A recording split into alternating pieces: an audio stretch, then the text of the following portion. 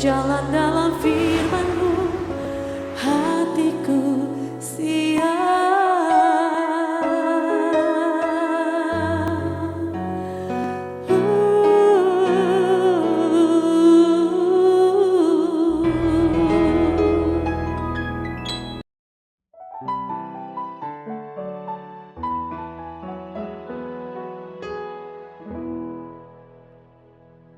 Salam, God lover yang dikasih oleh Tuhan Yesus Kristus, senang kita bisa bersama-sama kembali malam hari ini dalam Rest and God.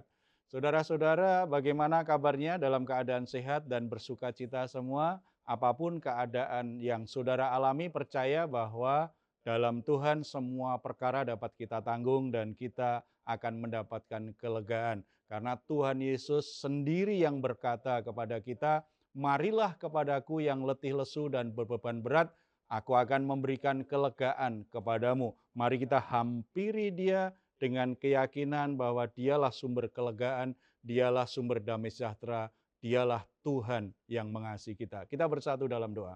Bapa di surga, kami kembali menghampiri tata kasih karunia-Mu karena kami percaya Engkau adalah Bapa yang penuh kasih setia. Engkau adalah Bapa yang mengerti keadaan kami. Engkau adalah Bapa yang senantiasa menerima kami dan mengundang kami untuk menghampiri Engkau. Dan Engkau akan mengangkat semua beban berat kami. Engkau akan memberi kami kelegaan, sukacita, dan damai sejahtera. Oleh sebab itu Bapa, kami datang kepadamu membawa korban syukur kami dan menikmati hadirat-Mu bersama-sama. Di dalam nama Tuhan Yesus kami berdoa. Amin. Terima kasih. Malam hari ini kami kembali ke hadirat Tuhan. Terima kasih sepanjang hari ini Kau menyertai hidup kami. Haleluya. Yesus Tuhan, Kau layak disembah. Segalanya yang kumiliki, semuanya daripadamu kan ku bawa. Persembahanku yang terbaik hanya bagimu. Haleluya. Tidak dengan tangan yang hampa ku datang ke hadirat-Mu, menyatakan rasa syukurku atas segala berkat-Mu. Tidak dengan tangan yang hampa ku sujud menyembah-Mu. Persembahkan seluruh hidupku di atas mezbah-Mu. Segalanya yang ku miliki, semuanya daripadamu kan ku bawa. Persembahanku yang terbaik hanya segalanya, segalanya yang ku miliki, semuanya daripadamu kan ku bawa. Persembahanku yang terbaik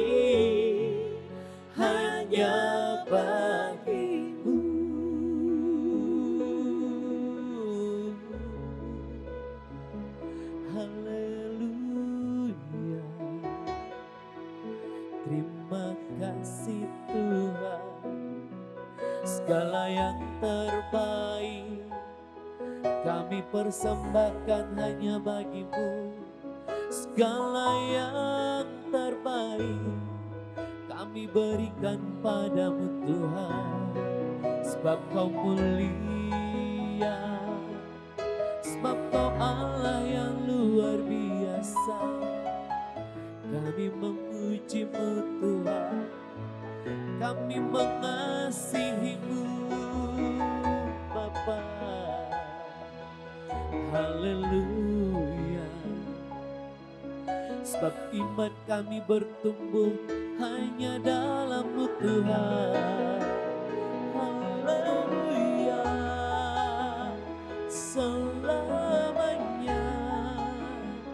Sebab Kau Allah yang luar biasa. Kau Allah yang hebat, Allah yang hebat. Kau pusat penyembahan kami Tuhan. How great is our God. Sing with me, how great is our God. And all will see how great is our God. How great is our God.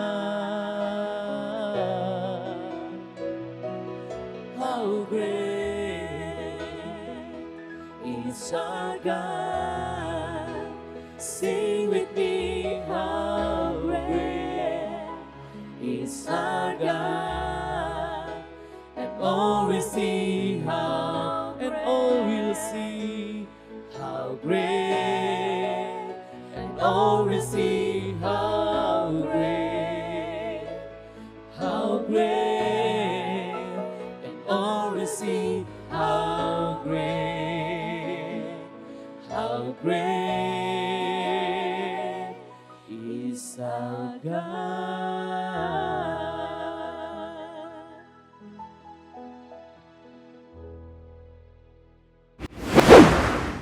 Salah satu pelayanan gereja adalah diakonia, di mana dalam pelayanan gereja ada kepedulian terhadap orang-orang yang susah, orang-orang yang miskin, orang-orang yang terlantar, orang-orang yang dalam pergumulan, yang membutuhkan bantuan.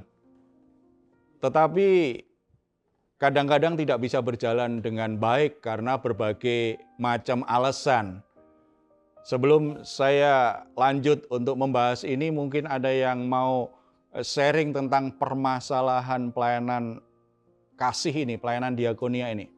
Iya Pak, akhir-akhir ini kan banyak ya Pak dibicarakan di media tentang suatu lembaga yang mungkin pada saat lembaga itu didirikan mereka memiliki tujuan yang baik ya, menolong orang-orang miskin.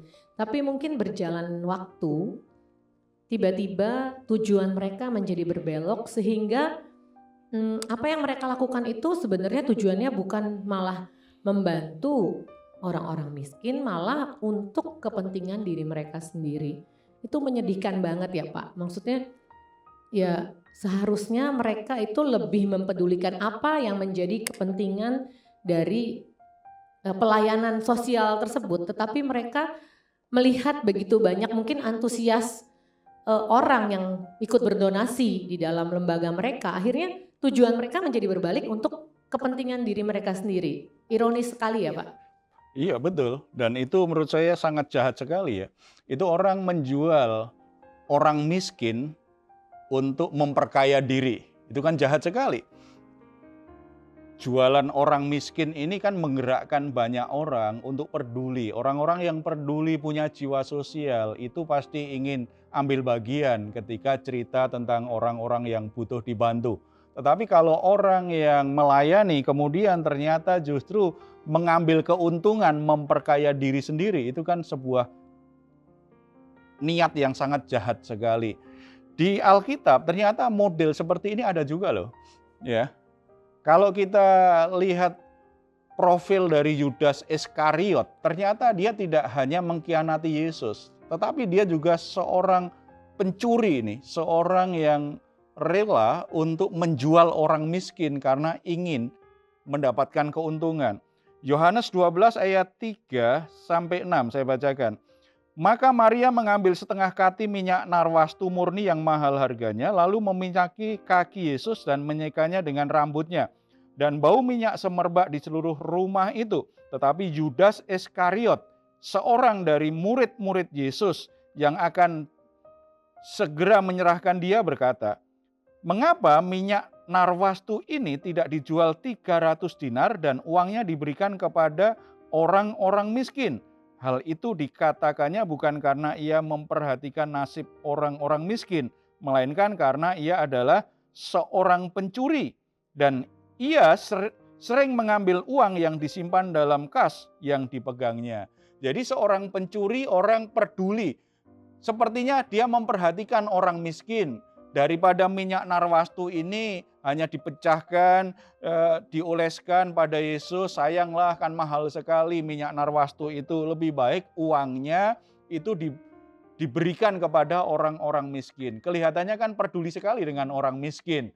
Padahal niat hatinya itu culas. Dia ingin kalau uangnya semakin banyak dikumpulkan, dia kan bendahara, dia yang pegang duit. Maka dia ada kesempatan mencuri lebih banyak. Jadi tidak sekedar mengkhianati Yesus ternyata. Yudas Iskariot adalah seorang pencuri. Dan kata-kata manis yang ditujukan sepertinya dia sangat peduli dengan orang-orang miskin. Itu sebuah siasat supaya dia dapat keuntungan dan bisa lebih banyak punya uang. Jelas ini sebuah niat yang sangat jahat, culas bertentangan dengan maksud Tuhan untuk memberikan pelayanan kasih atau pelayanan diakonia dalam gereja.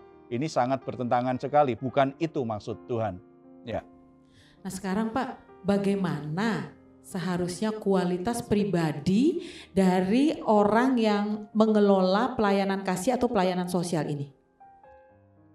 Kalau kita pelajari kisah para rasul, ada satu kasus bagaimana akhirnya diputuskan bagaimana memilih orang-orang yang melakukan pelayanan diakonia ini ya.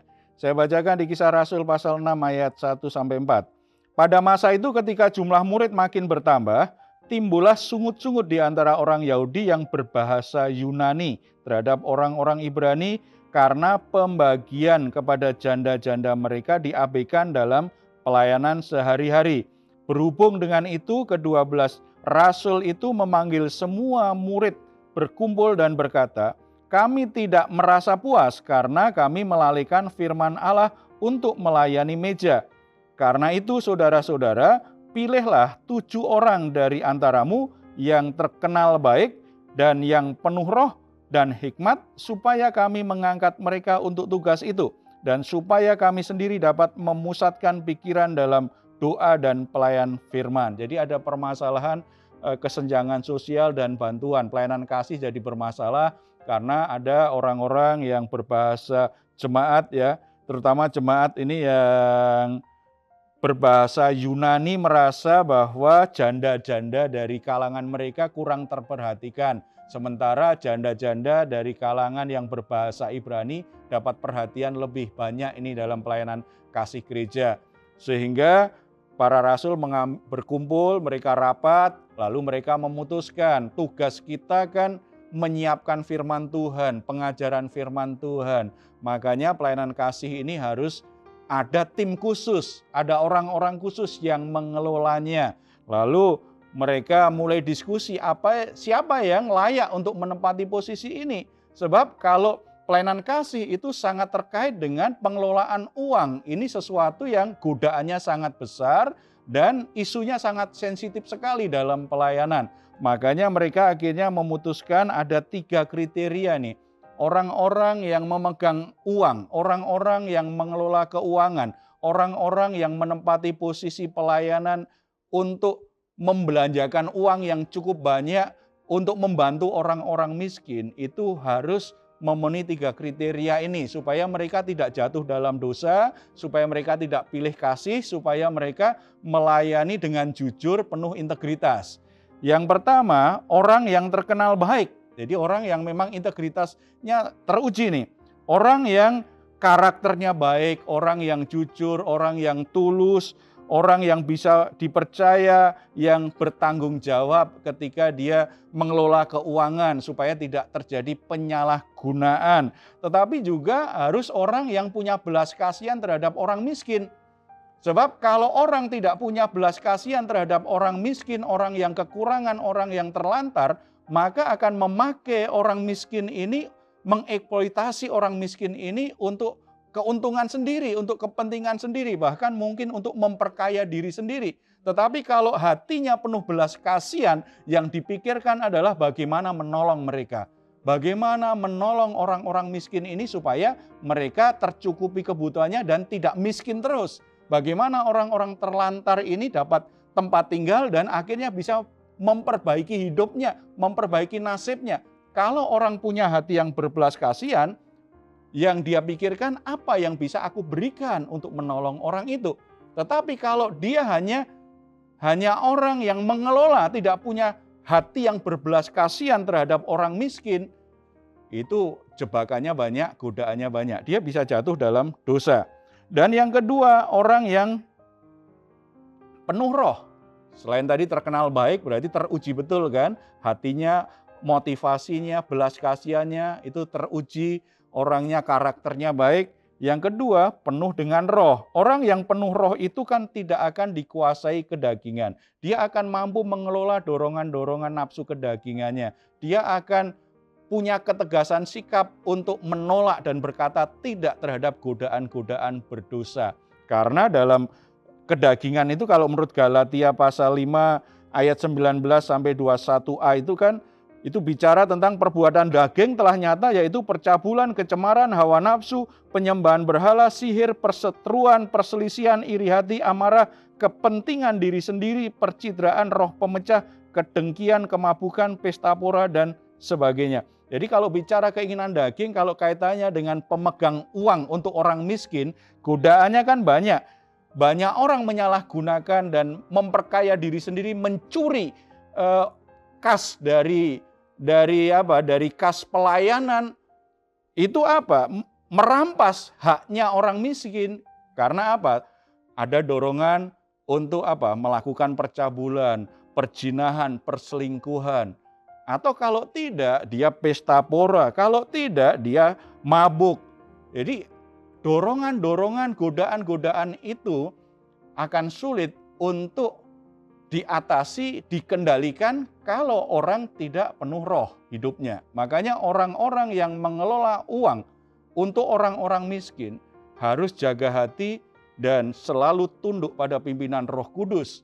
Harus selalu membuka hati, dipenuhi oleh Roh Kudus supaya mampu untuk mengendalikan dorongan-dorongan yang sifatnya kedagingan yang akhirnya merampas dan mencuri haknya orang miskin untuk kepentingan diri sendiri. Dan yang ketiga, kriterianya adalah orang yang memiliki hikmat. Jadi punya kemampuan untuk mengelola duit dengan baik, mampu menyalurkannya dengan baik, mampu mengembangkan apa yang ada dengan baik, mampu membagi-bagikannya dengan baik. Ini diperlukan, ada orang yang punya hikmat Tuhan. Jadi tidak sekedar terampil punya pengetahuan. Kalau hikmat Tuhan itu kadang-kadang ada kebutuhan tertentu dari si miskin ini, ada beberapa misalnya harus memutuskan siapa yang harus dibantu. Kadang-kadang kalau semuanya butuh bantuan, dia butuh hikmat Tuhan, siapa yang dapat prioritas. Atau kalau tidak, ada orang-orang yang memanfaatkan pelayanan diakonia supaya selalu dapat bantuan. Padahal itu tidak sesuai keadaan yang sesungguhnya. Atau itu dipakai untuk hal-hal yang tidak baik. Nah, orang yang punya hikmat akan punya ketajaman rohani untuk bisa mengerti bahwa orang yang dibantu tidak jujur. Dipakai tidak dengan cara yang benar. Akhirnya dia bisa membuat keputusan yang tepat. Bagaimana untuk menyalurkan bantuan itu supaya sesuai dengan kebutuhan yang nyata. Dan itu berguna bagi yang dilayani, yang dibantu. Jadi Bapak Ibu yang dikasih oleh Tuhan Yesus, kalau kita diberkati Tuhan malam hari ini, puji Tuhan. Kalau ada rezeki lebih dari yang kita butuhkan, puji Tuhan. Berarti sebagian Tuhan ingin supaya kita bisa jadi berkat bagi orang lain. Dan karena kita ada dalam bagian gereja, maka ada yang namanya pelayanan diakonia. Saudara berbagi bantu pelayanan diakonia supaya bisa membantu banyak orang-orang yang membutuhkan. Orang-orang yang susah hati, orang-orang yang menderita, orang-orang yang sakit, orang-orang yang terlantar, orang-orang yang miskin, orang-orang yang memang membutuhkan bantuan dari saudara-saudaranya. Kalau kita diberkati Tuhan, kita harus menjadi bagian dari alat Tuhan untuk memberkati dan menolong mereka.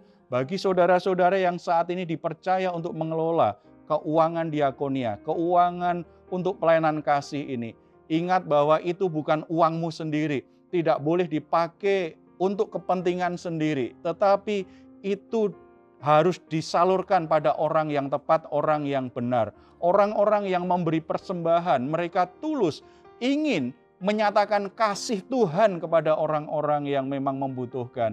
Biarlah kita menjadi partner, menjadi alat yang bisa menyalurkan bantuan itu sebagaimana seharusnya. Mungkin tidak ada satu orang pun yang melihat ketika kita mencuri, ketika kita berbuat curang. Tetapi kita harus ingat, Tuhan melihatnya dan kita harus mempertanggungjawabkan di hadapannya.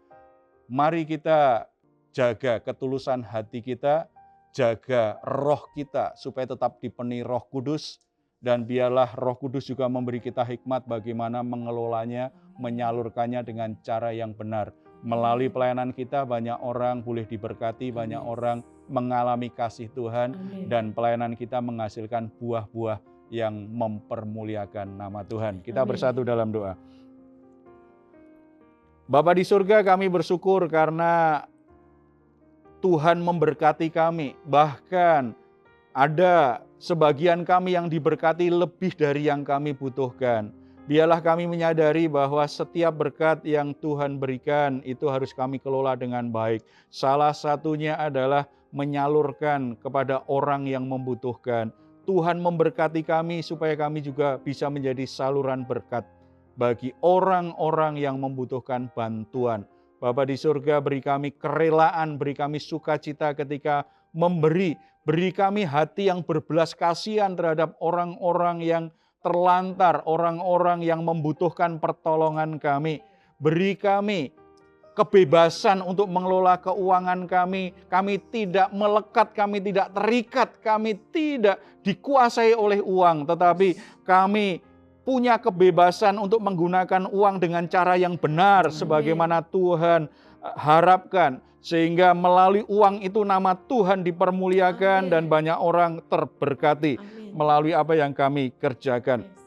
Bapa di surga, kalau ada di antara kami saat ini dipercaya untuk mengelola uang diakonia, mengelola uang persembahan, mengelola uang untuk pelayanan kasih, mengelola uang untuk pelayanan, untuk pekerjaanmu, pelayanan misi atau apapun bentuk pelayanannya, beri kami hati yang selalu berjaga-jaga supaya kami tidak tergoda untuk menyalahgunakan kesempatan dan mengejar keuntungan pribadi. Biarlah hati kami senantiasa dipenuhi Roh Kudus sehingga kami tidak mudah jatuh dalam dosa.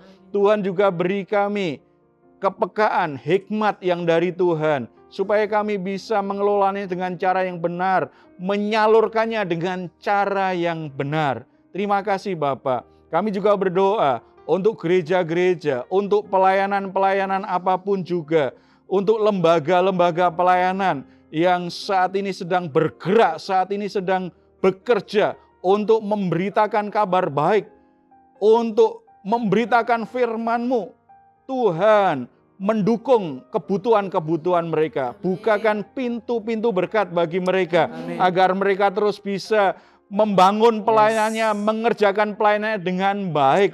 Dan Tuhan taruh di hati orang-orang tertentu yang Tuhan sudah berkati. Agar mereka juga boleh mendukung pekerjaan hamba-hamba-Mu. Mendukung pelayanan-pelayanan, pemberitaan Injil. Mendukung lembaga-lembaga misi. Supaya semua pelayanan itu bisa tercukupi dengan baik. Karena orang-orang yang Tuhan berkati dengan keuangan itu boleh menjadi bagian dari misi kerajaan-Mu tersebut. Terima kasih Bapa di surga.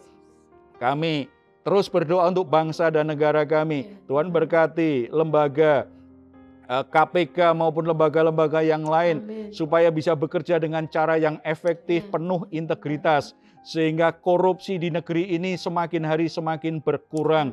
Para pejabat publik tidak memanfaatkan jabatannya untuk kepentingan pribadi, tetapi mereka boleh bekerja dan mengelola uang rakyat dengan cara yang benar. Tuhan, terima kasih Bapa di surga. Terpuji nama-Mu di dalam nama Tuhan Yesus Kristus. Amin. God lover yang dikasihi oleh Tuhan Yesus Kristus, pergumulan apapun yang sedang saudara hadapi saat ini, saudara punya sahabat doa. Dan kami siap menjadi sahabat doa saudara. Saudara tuliskan pergumulan saudara di nomor telepon yang tercantum di layar kaca saudara. Dan semua komentar, masukan, sharing saudara juga boleh tulis di ruang komentar di channel Diaspora TV. Kami tunggu. Kita akan akhiri, kita baca bersama-sama Mazmur 4 ayat 8-9. Engkau telah memberikan sukacita kepadaku lebih banyak daripada mereka ketika mereka kelimpahan gandum dan anggur. Dengan tentram aku mau membaringkan diri lalu segera tidur, sebab hanya Engkaulah ya Tuhan yang membiarkan aku diam dengan aman. Selamat malam, selamat beristirahat. Tuhan Yesus memberkati kita semuanya.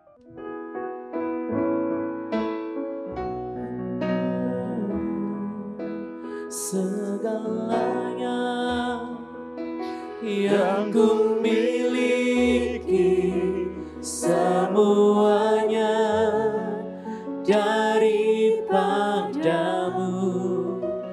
kan ku bawa. Persembahanku yang terbaik hanya bagimu. Segalanya yang ku miliki, semuanya daripadamu kan ku bawa. Persembahanku yang terbaik hanya bagimu.